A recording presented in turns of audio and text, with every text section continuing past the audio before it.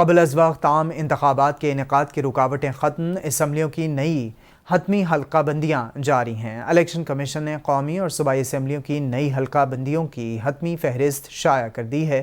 Election commission کی جانب سے عام انتخابات کے لیے قومی اسمبلی کی 266 جنرل نشستیں بنائی گئی ہیں۔ آئندہ الیکشن میں چاروں صوبائی اسمبلیوں کی 593 جنرل نشستیں بنائی گئی ہیں۔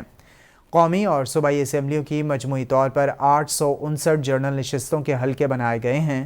انتخابی حلقے کی حتمی حلقہ بندی کی کاپی حسب ضابطہ الیکشن کمیشن سیکریٹریٹ سے لی جا سکتی ہے۔ قومی اسمبلی میں پنجاب کی 141، سندھ کی 61 اور بلوچستان کی 16 سیٹیں رکھی گئی ہیں۔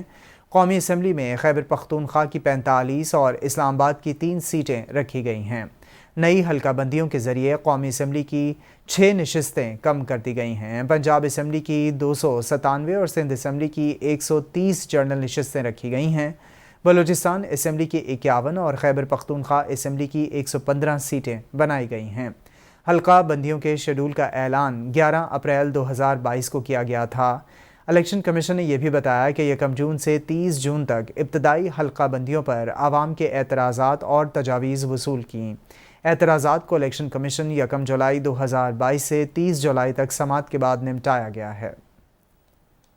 آپ کو بتا رہے ہیں کہ قبل از وقت عام انتخابات کے انعقاد کی رکاوٹیں ختم کر دی گئی ہیں۔ اسمبلیوں کی نئی حتمی حلقہ بندیاں جاری کر دی گئی ہیں۔